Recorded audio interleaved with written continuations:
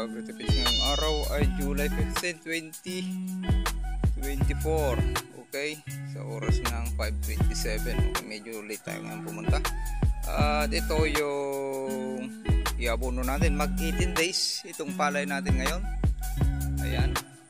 At magbibitaw tayo ng pangalawang abono na may halong ito, hyper compost. Kung hyper compost lang ang gagamitin ninyo, wala kayong Yieldmore natural all-purpose foliar fertilizer, mabuting sundan nyo yung nandito sa likod ng instruction sa pag-mix sa abono, at pwede nyo rin i-mix sa ini-spray ninyo, 1 to 2 kutsara. Okay, yan yung potassium humate natin, hyper compost. Ayan, mayroon siyang 75% humic acid, pero sa ibang bansa yan mataas yan, mababa kasi dito sa Pilipinas pag dito in-analyze, at ang daming sustansya yan. Okay, halos nandyan na lahat yung 17 element, 16 to 17 element na nasa lupa ng pangangailangan ng palay at mga tanim.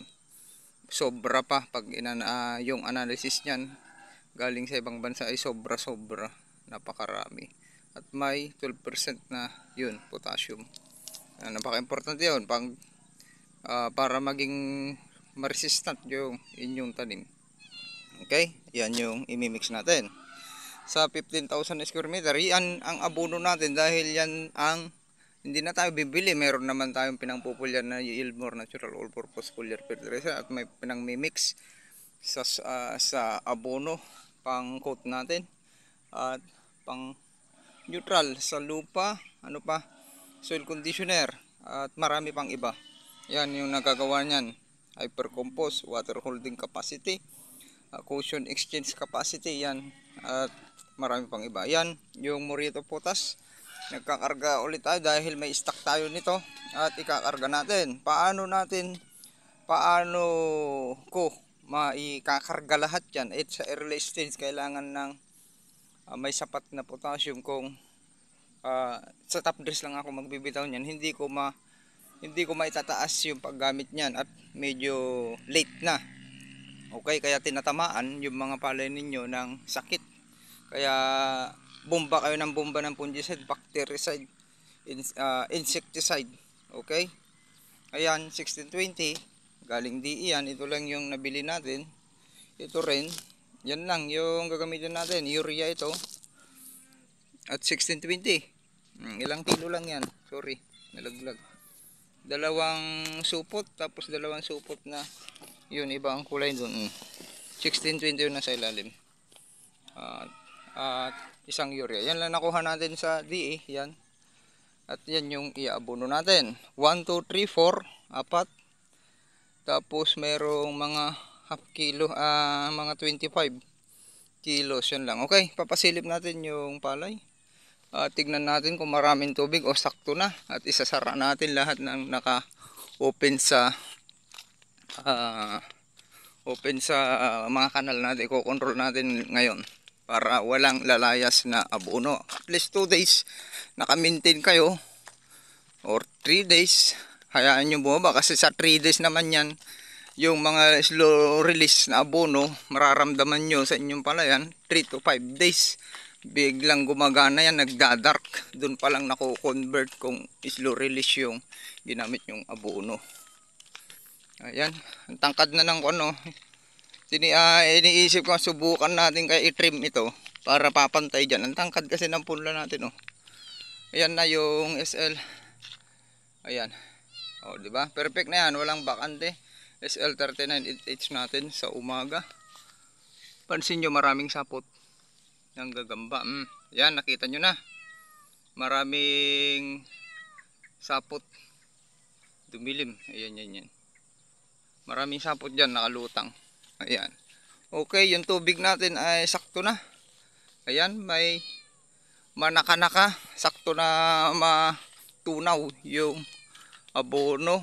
At isara na natin. May tubig pa yung katabi natin, sakto yung ganyan, para kahit marami pang tubig galing doon, sakto pa rin yung may papatubig, hindi yung sobrang lalim, nasa early stage tayo.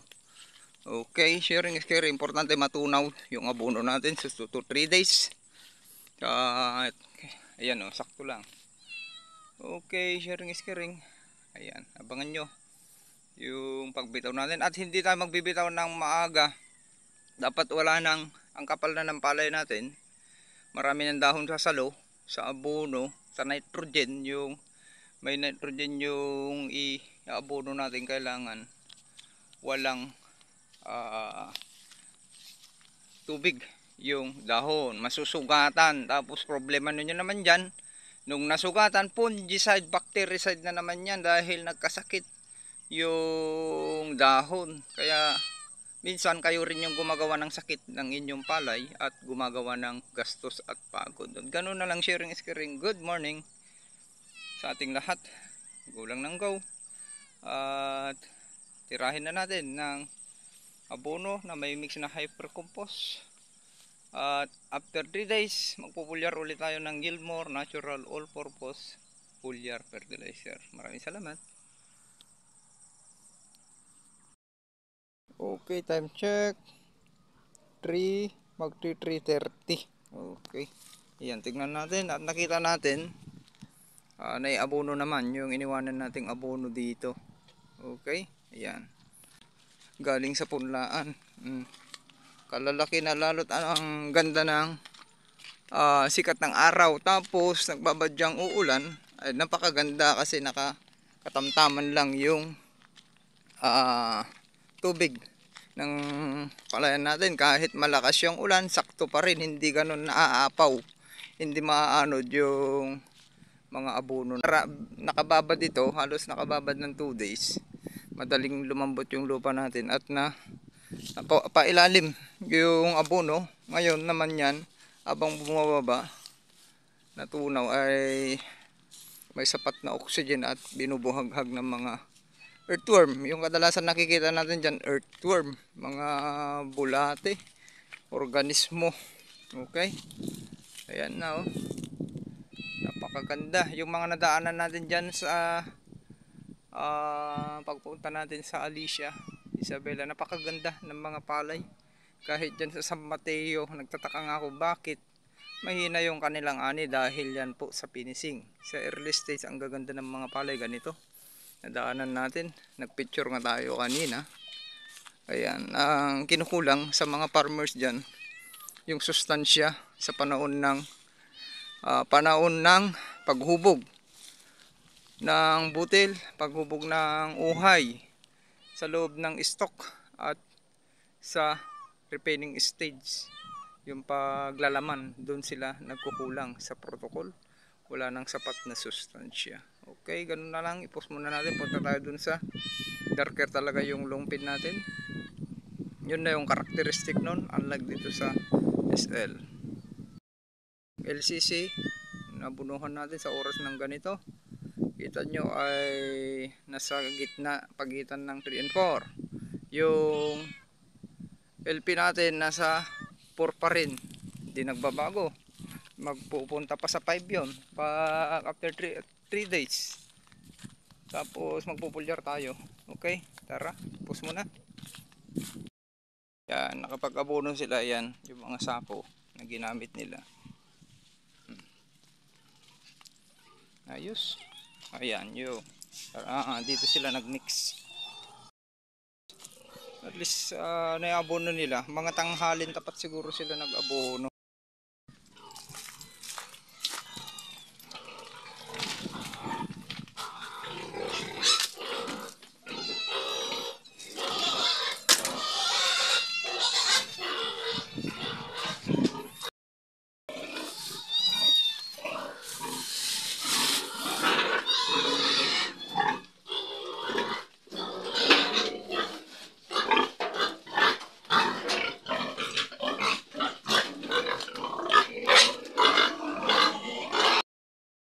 Okay, check natin. Nag-ingay. Okay. Green na green. Naglumot yung kan natin. Ito yung LP 937 natin. Ito banda.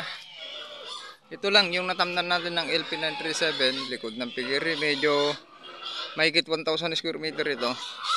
Tapos yung nandito, dito ito sa harap, konti lang yung natamnan kasi nga sumablay yung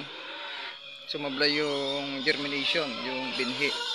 Ayan, nakatrap na tayo lahat para walang aagos. Yan, tignan nyo, darker kahit yung LP937, unlike dun sa SL, mas darker. Punta tayo dun sa LP2096. Ayan, halos parehas sila ng kulay. Nandyan. Okay, itong katabi natin gumagana na yung abono nito, mag 3 days na. Yun yung palay natin, mas darker pa rin. Ika 3 days na to na nakapag-abono itong pinsan ko. Okay, pininis natin kanina yon, ang ganda. Yung dalawang pinitak na yan, napakaganda. Yung palay dyan, yan dalawa na yan, at sakto lang yung pagkatanim. Minsan ay puntahan natin yan, dyan tayo umaani ng malakas, nag 270 per hectare yan noong dry season, LP2096. Ayan, okay, ganoon na lang, sharing is caring. Happy farmers.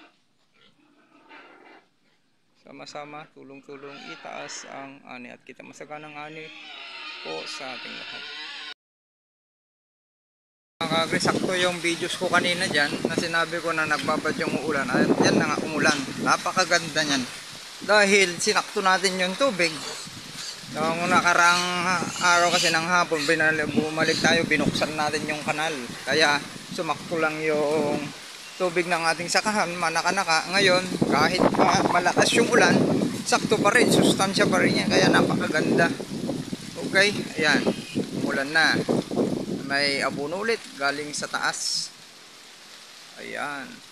Yan yung sinasabi ko kanina doon, nagbe-videos tayo doon, kararating natin. Okay, sa oras ng, anong oras na? Ayan, ulan na. Sakto lang yung tubig na manaka-naka. Ngayon ay pupunuan nung nasa taas. Maraming salamat.